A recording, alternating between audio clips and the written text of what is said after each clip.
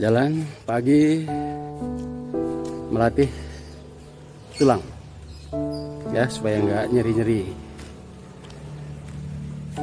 Ya begini, kira-kira kalau 2 putaran ini 1 kilometer. Sebab kau yang terindah melukis hidupku. Salam sehat. Ada pertanyaan dari sahabat, apakah sehat dengan cuci darah itu berarti nggak punya keluhan? Nggak begitu ya. 12 tahun saya gagal ginjal, 8 tahun cuci darah, meskipun tidak pernah sakit dan dirawat di rumah sakit, meskipun HB selalu normal, tapi tetap punya keluhan ya. Harus kita ketahui bahwa ada hal-hal yang bisa kita kendalikan melalui pola hidup, melalui gaya hidup, pola makan. Tetapi ada juga hal-hal yang tidak bisa dikendalikan. Saya menyebutnya paket gagal ginjal. Pasti ya dialami. Salah satunya adalah masalah tulang, nyeri pada tulang. Nah, apa penyebab nyeri tulang? Kenapa nggak bisa diatasi? Nanti kita diskusikan setelah selesai olahraga ini. Yang paling penting, harus berupaya untuk tetap melatih tulang dan otot-otot kita supaya nggak terlalu nyeri lah ya, supaya tidak terlalu cepat untuk mengalami pengeroposan ya. Dan harus dibedakan, ada nyeri tulang, ada nyeri otot, ada nyeri sendi karena asam urat. Nah, ini harus dibedakan ya, jangan dipukul rata. Oke, nanti saya berbagi kisah setelah olahraga ini. Salam sehat. Sebab kau yang terindah melukis hidupku.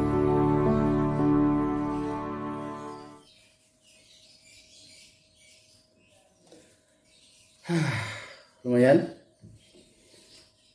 segar.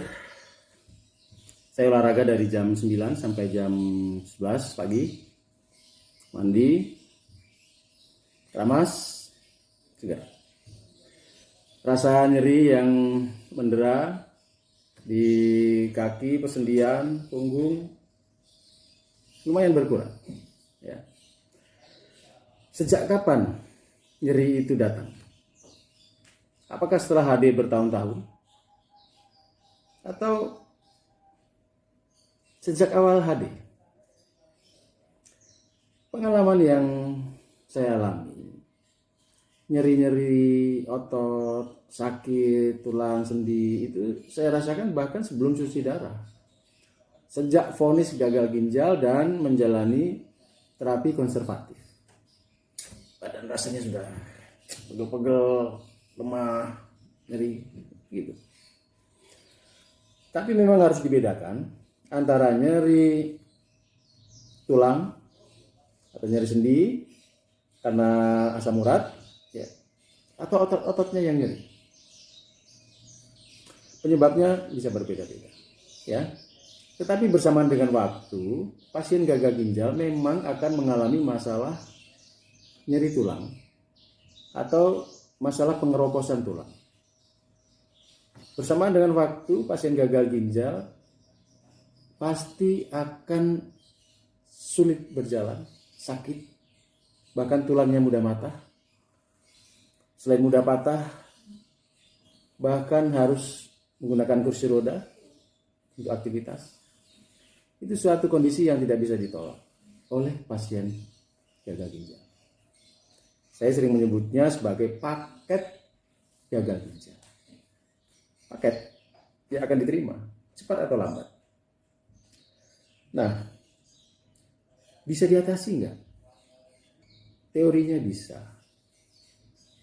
Ya, itu sebabnya pasien cuci darah sejak awal divonis, sejak awal menjalani cuci darah diberi resep, diberi obat yang disebut dengan binder, ya, CaCO3, kalsium karbonat. Tujuannya untuk mengikat fosfor ya, yang terbawa oleh makanan masuk ke dalam pencernaan dan mensuplai kalsium.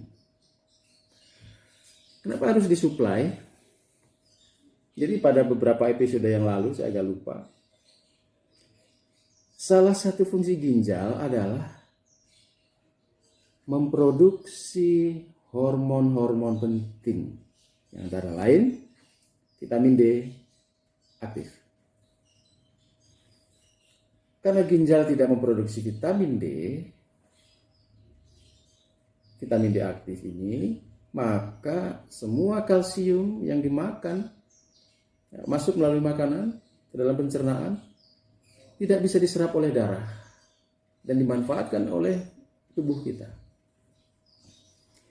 Jadi hampir sebagian besar pasien gagal ginjal mengalami kekurangan kalsium. Pada saat yang sama mengalami kelebihan fosfor. Kenapa? Karena fosfornya tidak bisa diseimbangkan, tidak bisa dibuang oleh ginjal. Harus menunggu proses HD. Ya. Jadi, kenapa kalau kalsiumnya rendah atau fosfornya tinggi menyebabkan masalah tulang, nyeri tulang, pengeroposan? Apa sebenarnya yang terjadi? Jadi begini, Tuhan kita itu luar biasa. Tuhan menciptakan tubuh kita ini dengan organ-organ yang sangat lengkap. Antara lain juga dilengkapi dengan tiroid. Di dalam tiroid itu menempel anak tiroid yang disebut paratiroid, pentil-pentil. Ya. Jika tubuh kekurangan kalsium, paratiroid itu menghasilkan hormon, mengeluarkan hormon. Ya. Mengalir, memenuhi darah kita. Tujuannya apa? Hormon paratiroid itu bertugas mencari kalsium untuk kebutuhan tubuh kita. Memenuhi cadangan kalsium, memenuhi kebutuhan kalsium dalam darah.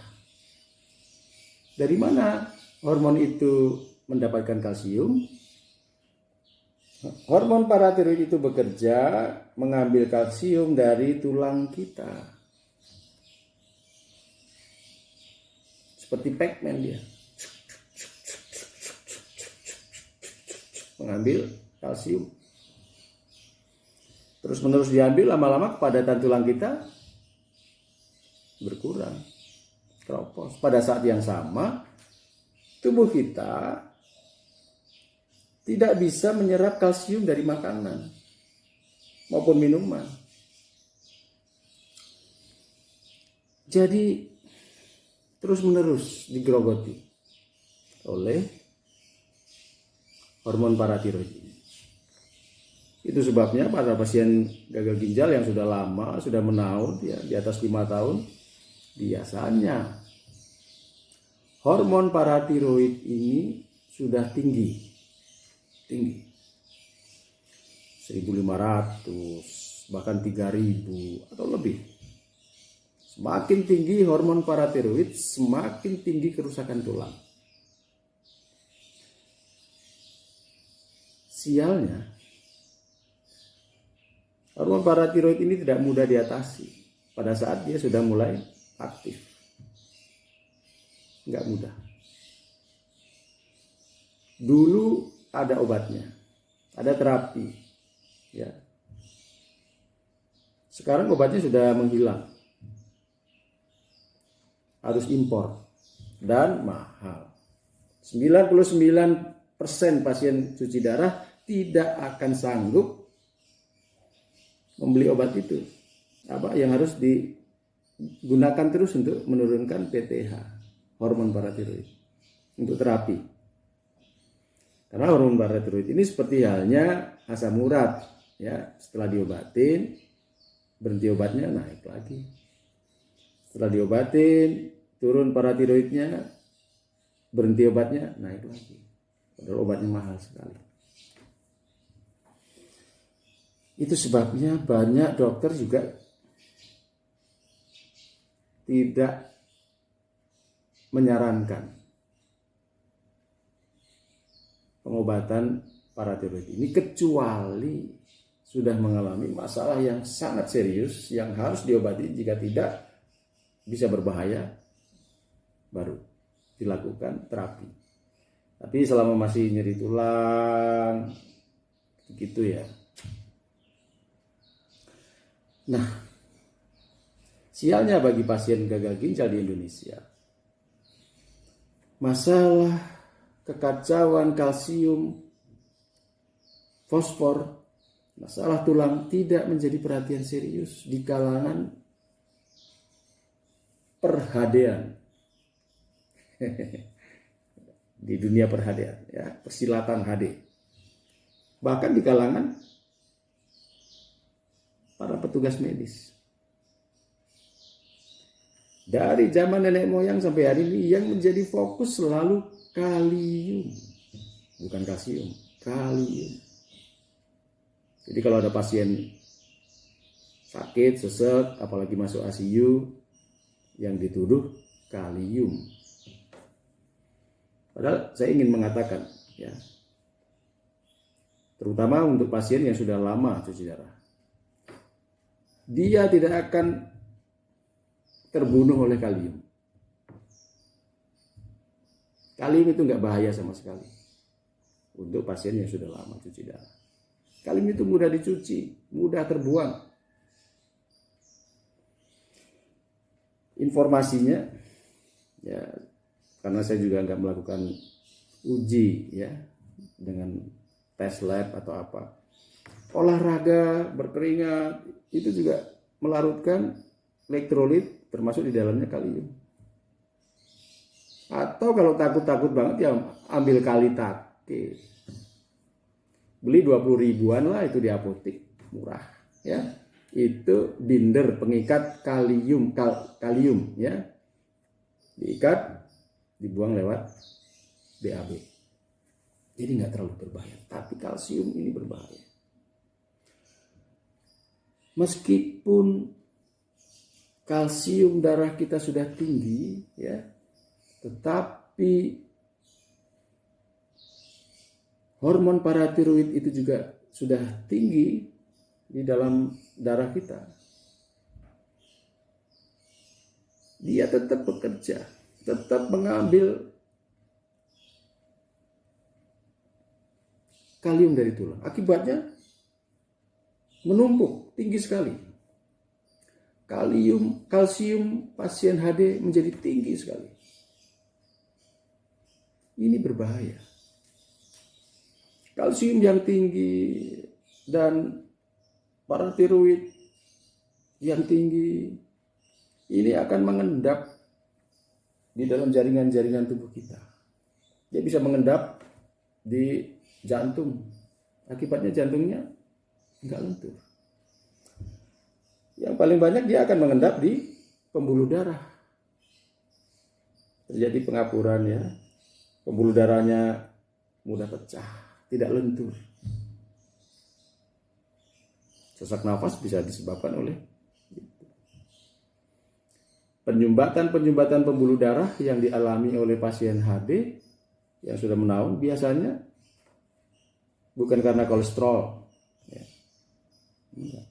Tapi karena kalsium, endapan kalsium itu berbahaya, merusak jantung, merusak pembuluh darah, merusak simino, akses kita jadi rusak, nggak bisa diperbaiki. Ganti-ganti dokter nggak bisa diperbaiki karena sudah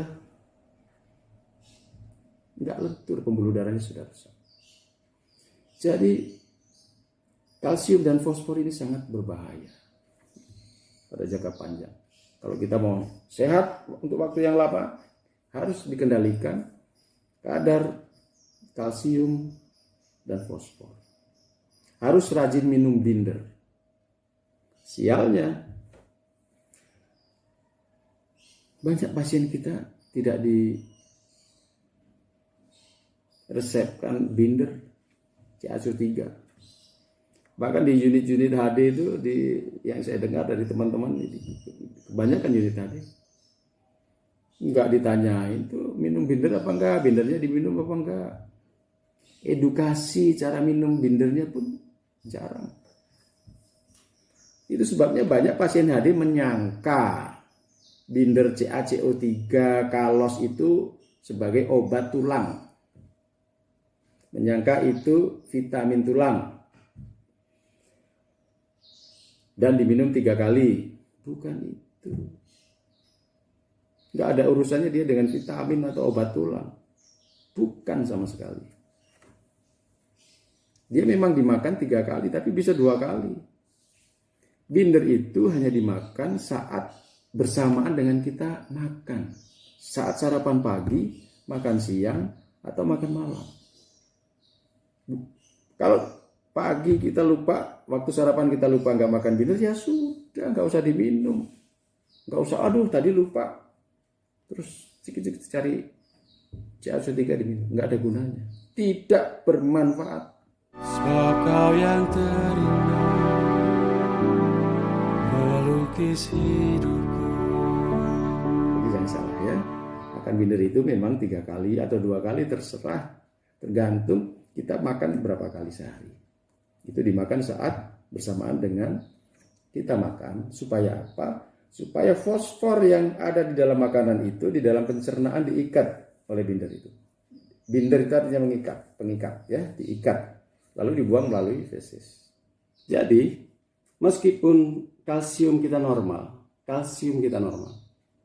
tetapi fosfornya tinggi, itu juga menyebabkan sakit tulang. Menyebabkan hormon paratiroid itu aktif. Ya, kenapa? Dia ini pintar, tetapi hormon kelenjar paratiroid itu pintar, tetapi nggak bijaksana. Itu istilah saya ya, nggak bijaksana.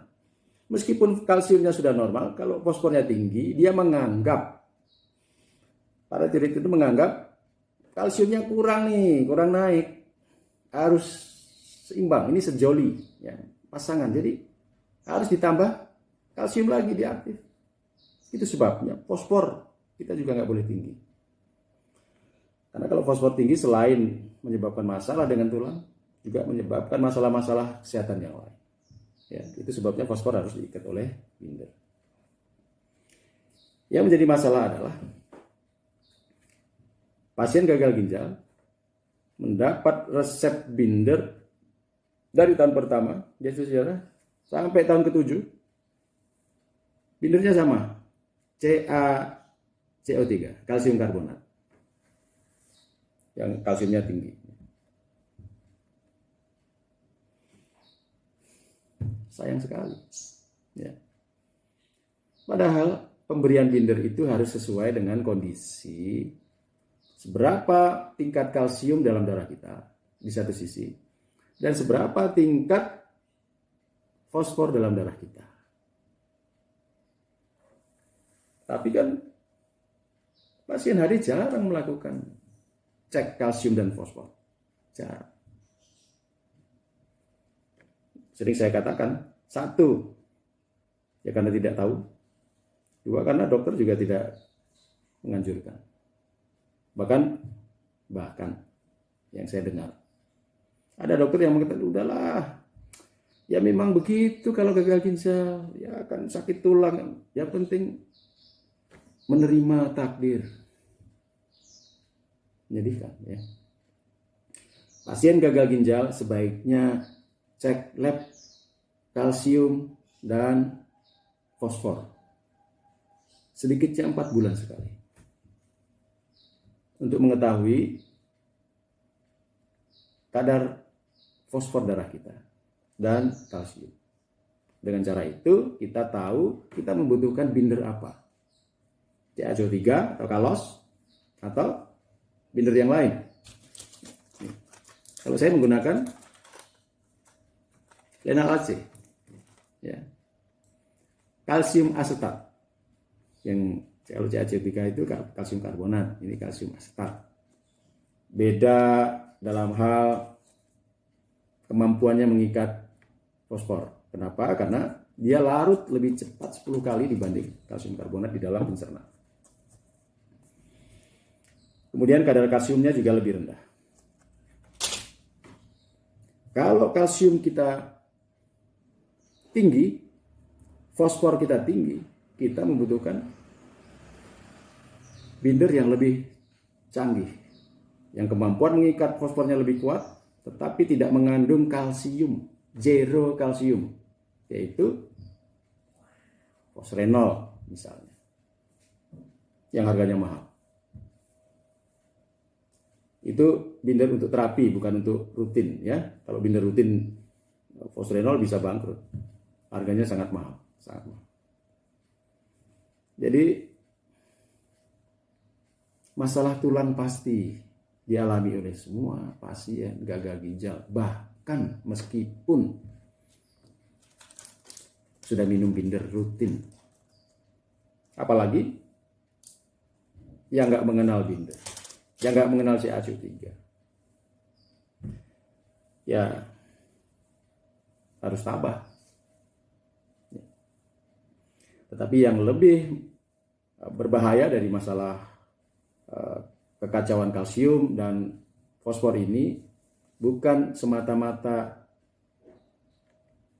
menjadi masalah untuk tulang, tetapi juga menjadi masalah yang serius untuk pembuluh darah, kerusakan pembuluh darah. Kalau pembuluh darahnya sudah rusak, ketas, tensinya gampang naik, tinggi, gampang turun, maka banyak pasien gagal ginjal yang saat tidur meninggal. Padahal tadi habis makan habis ini sama anaknya. Karena apa? Di satu sisi pembuluh darahnya sudah mudah pecah, rapuh. Di satu sisi tensinya tiba-tiba naik. Pecah semua. Saran saya, ini yang juga saya lakukan, ya. Dari pertama saya divonis gagal ginjal tahun 2008, saya sudah minum binder sampai hari ini. Tetapi binder itu hanya faktor pembantu, bukan yang utama. Ya. Yang utama adalah pengendalian diri. Pasien gagal ginjal harus mengendalikan diri, mengendalikan pola makan. Itu sebabnya binder disarankan makan 3 kali. Itu artinya pasien gagal ginjal juga makannya 3 kali aja.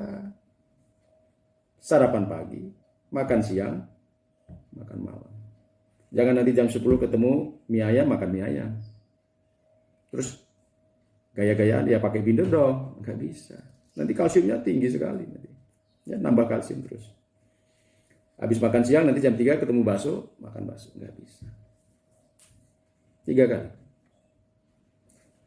Protein itu ya daging mengandung kaya protein, zat besi, tetapi juga fosfor. Itu sebabnya juga harus dibatasi. Makanan-makanan yang kaya protein ini juga harus dibatasi karena juga kaya fosfor. Binder saja nggak cukup untuk mengikat. Harus kita sendiri. Diet fosfor. Ya. Sumber fosfor yang lain antara lain cemilan. Cemilan ini paling berbahaya bagi pasien gagal ginjal. Makan tahu isi, tempe goreng, kan gak mungkin sambil makan binder. Ya. Los semua. Makan kacang, makan itu. Los semuanya masuk. Atau minum-minuman yang kaya fosfat. Itu minuman kemasan. Itu berbahaya. Jadi hindari makanan-makanan yang berfosfor, minuman-minuman yang tinggi fosfor, cemilan-cemilan. Biasakan hidup sehat, makan sehat. Rajin minum binder. Rajin cek kalsium dan fosfor. Itu bukan berarti kalau semua yang disarankan tadi kita lakukan, tulangnya nggak sakit, nggak juga. Saya yang rajin, toh tetap tulang sakit. Bangun tidur, wah kalau bangun tidur ya, bangunnya aja susah. Saya kalau jalan pelan-pelan dulu, gitu. Bangun dari duduk, apalagi duduk di lantai, waduh, sakit. Ya tetap sakit. Turun dari mobil, jalan, ya sakit. Tapi kalau sudah jalan ya normal, masih bisa jogging, lompat-lompat kaki, masih sanggup. Ya. Banyak loh pasien cuci darah yang udah nggak bisa ini lompat-lompat. Kalau udah di atas 5 tahun, 6 tahun, 7 tahun, apalagi yang mulai cuci darah setelah usia 40. Wah. Kalau mulai cuci darah usia muda masih mungkin, ya berbeda sekali. Tapi kalau mulai cuci darah sudah mulai usia lanjut, semua protokol ya, kalau di istilah COVID ini, protokol kesehatan itu harus kita jalani. Protokolnya apa? 1, minum binder secara tepat dan teratur. Atur pola makan dan tetap olahraga. Ya, olahraga ini baik ya, untuk melatih otot-otot kaki. Ya, ini otot kaki yang bekerja. Untuk melatih insting kita untuk terus bisa bergerak, memperbaiki sistem imun.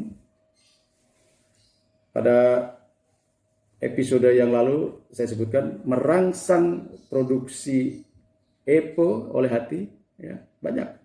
Jadi tetap olahraga, ya dengan teratur. Kita tidak bisa tahu kapan kita berakhir, kapan kita meninggal. Tapi kita tahu kita bisa sehat sambil cuci darah. Oke, ini masalah tulang, tapi nggak usah cemas, ya. Sambil ikhtiar, ya kita terima ini sebagai paket yang akan kita terima cepat atau lambat. Salam sehat, kita akan berbagi kisah lagi di minggu depan. Sebab kau yang terindah melukis hidup